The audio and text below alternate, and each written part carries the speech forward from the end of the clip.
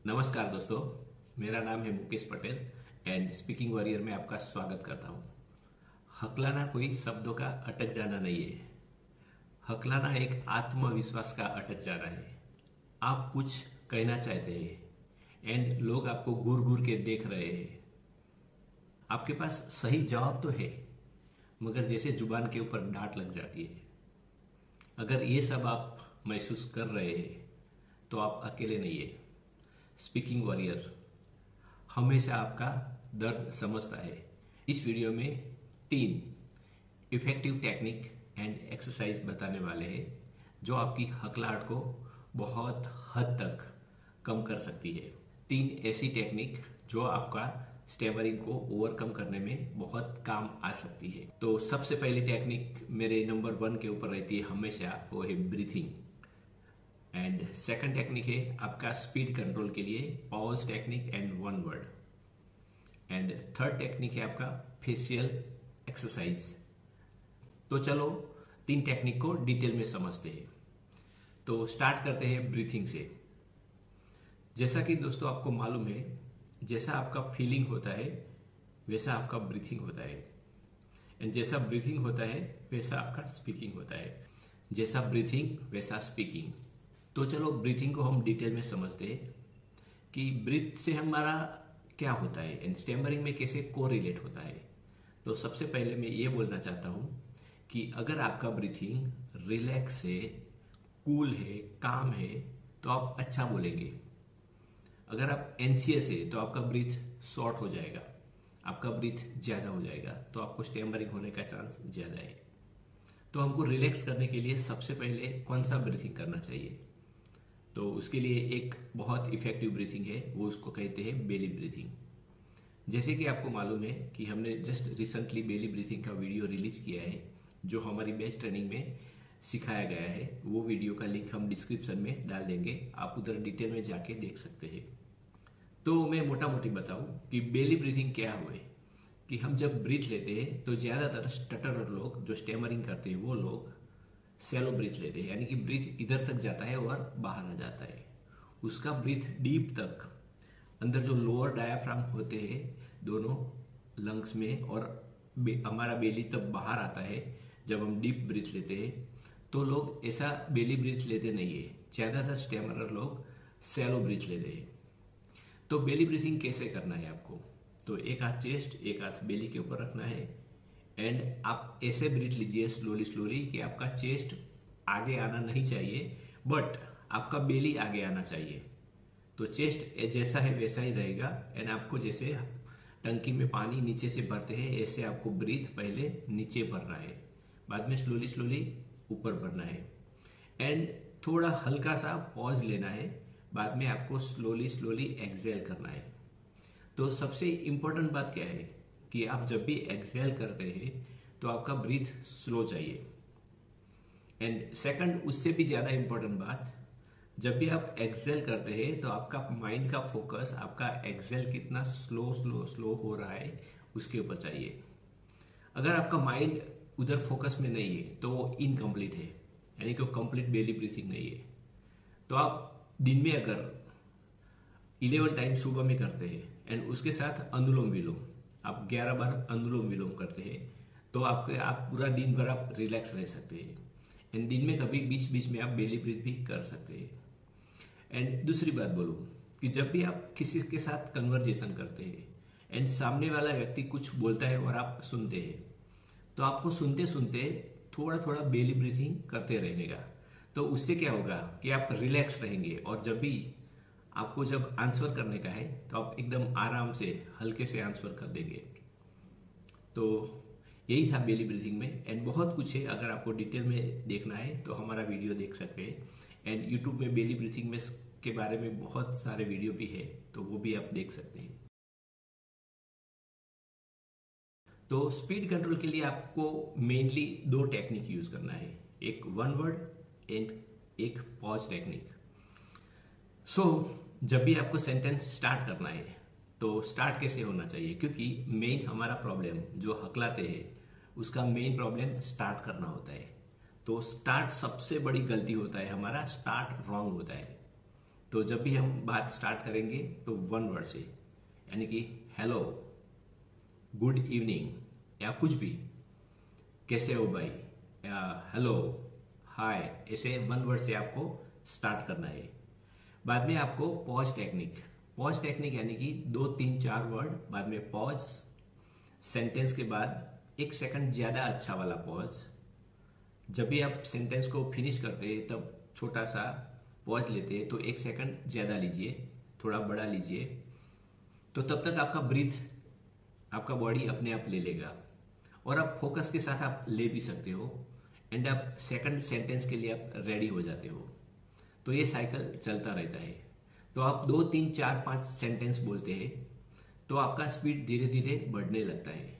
कभी कभी आप एक्साइटेड हो जाते हो, तो क्या करना है, तो उसके बाद आपको अगेन रुकना है, ऐसे आपको एंजाइटी रिमूव करके रिलैक्स होके अगेन वन वर्ड से स्टार्ट करना है। तो क्या है, आपका पूरा स्पीच एकदम कंट्रोल में रहेगा। तो वन वर्ड क्या है कि आपका वर्ड कंट्रोल है, आपके शब्दों के ऊपर कंट्रोल है। एंड पॉज टेक्निक क्या है, तो आपकी स्पीड कंट्रोल है। तो आप one word and pause technique दोनों का कॉम्बिनेशन करते हो तो आपका वर्ड कंट्रोल भी मिलता है एंड आपको स्पीड कंट्रोल भी मिलता है।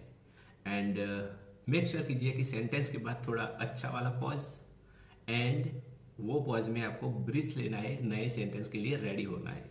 ये सब चीजें बहुत मोमेंटरी होती है, एक मोमेंट में हो जाती है, मगर आपको प्रैक्टिस करनी पड़ती है। यानी कि आपको वीडियो बनाना है, मिरर के सामने प्रैक्टिस करनी है, रीडिंग करना है, यानी सब टेक्निक्स फॉलो करना है, तो आपकी हैबिट में आ जाएगी वो टेक्निक्स। एंड अभी हमारा थर्ड पॉइंट को आने से पहले मैं आपको ये बोलना चाहता हूँ कि आप एंड तक जरूर रुकिएगा, क्योंकि हम एंड में एक आपको बोनस टेक्निक बताने वाले हैं जो मेरी फेवरेट है एंड बहुत बहुत इफेक्टिव टेक्निक है। तो एंड तक जरूर रुकिएगा। तो हम थर्ड पॉइंट स्टार्ट करते हैं। तो थर्ड पॉइंट है हमारा फेशियल एक्सप्रेशन, फेशियल एक्सरसाइज। तो फेशियल एक्सरसाइज किस लिए होती है, तो मैं अपना एक्सपीरियंस बताऊं कि इतने सालों से हमारा माउथ ठीक से ओपन नहीं हुआ है, क्योंकि हमारा स्टैमरिंग था, तो हमारा माउथ फ्लेक्सिबल नहीं था, लेजी माउथ था, लेजी लिप था, लेजी टंग था। तो हमारा पूरा माउथ को एक्टिवेट करना पड़ेगा। एंड ये भी मैं दोस्तों बताता हूँ कि ये जो एक्सरसाइज है उससे स्टैमरिंग ओवरकम नहीं होता है, मगर आपके शब्दों को निकालने का वेरी इजीली होता है। आपका मसल्स एक्टिवेट हो जाते हैं, मसल्स में एक मेमोरी बनती है, वो इजीली आपका वर्ड में मेमोरी में आपका एक्सपीरियंस में कन्वर्ट होके आपको इजीली वर्ड निकालने में हेल्प करता है। तो सबसे पहली एक्सरसाइज है माउथ ओपनिंग के लिए हम ई एंड ओ एक्सरसाइज। अभी ये क्यों करने का, तो हमको माउथ ओपनिंग एज पर वॉवेल करना है, यानी कि कुछ भी वर्ड हम बोलते हैं तो थोड़ा ज्यादा माउथ ओपन करने का है, बट हमारा माउथ ओपन एज पर वॉवेल। सपोज मुझे ई बोलना है तो ई, ओ बोलना है तो ओ, तो आपको ये एक्सरसाइज करनी है लाइक ई, इतना गैप रखना है एंड प्रैक्टिस करना है। ई 11 टाइम कर सकते हैं आप। बाद में आपको एक्सरसाइज वर्टिकल है, ओ, इसे आपको vertical and horizontal E and O exercise करना है, क्योंकि ज्यादातर हमारा शब्द जो वॉवेल में होता है ए ई आई ओ यू, तो ओ एन यू में वर्टिकल होता है एंड बाकी में हॉरिजॉन्टल स्ट्रेच होता है। तो ये एक्सरसाइज आप कर सकते हैं, तो आपका शब्द एज पर वॉवेल्स से माउथ ओपन होगा और इजीली वर्ड निकलने लगेंगे। दूसरा एक्सरसाइज है आपका टंग वाइब्रेशन।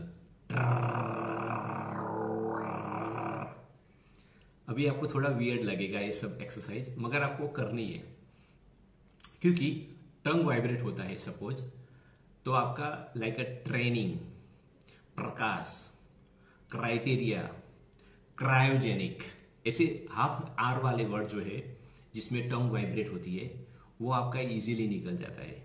और शुरू में आपको प्रैक्टिस के लिए थोड़ा ज्यादा वाइब्रेट करके ऐसे शब्द निकालने, ट्रेनिंग, राजू, राजीव, प्रकाश, प्रवीण, ऐसे शब्द निकालने हैं आपको एंड र वाइब्रेट प्रैक्टिस करना है। दूसरी बात कि आपको लिप आपका बहुत इनएक्टिव है, इतने सालों से आपका लिप एक्टिवेट नहीं है, एंड आपका लिप को एक्टिवेट करने के लिए आपको लिप को वाइब्रेट करना है।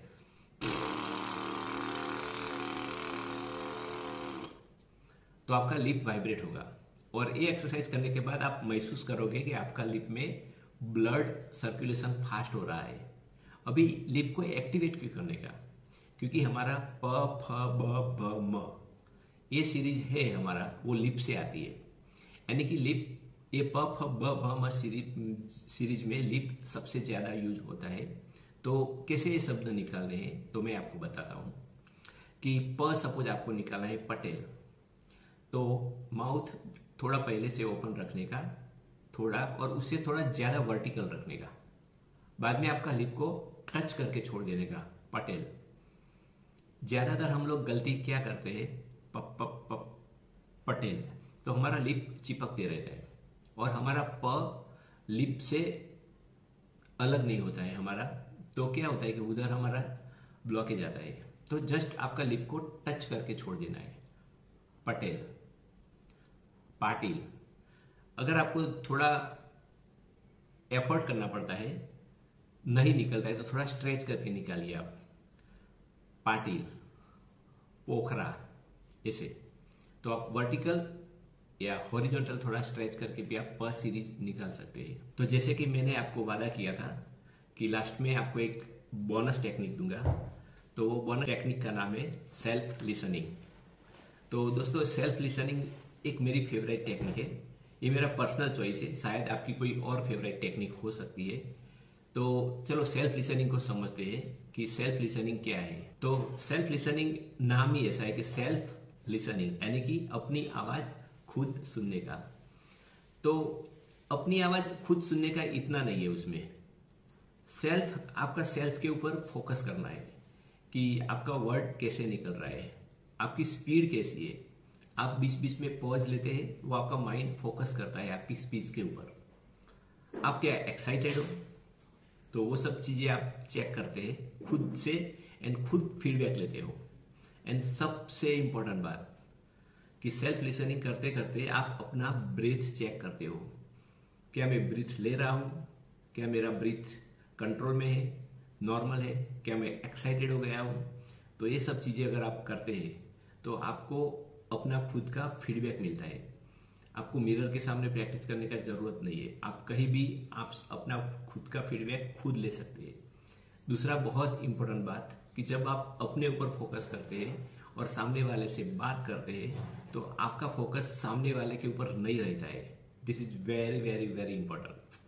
आप अपना फोकस आप खुद के अंदर रखते हैं कि आप मैं क्या कर रहा हूं, सामने वाला का डिस्ट्रैक्शन बिल्कुल नहीं आता है।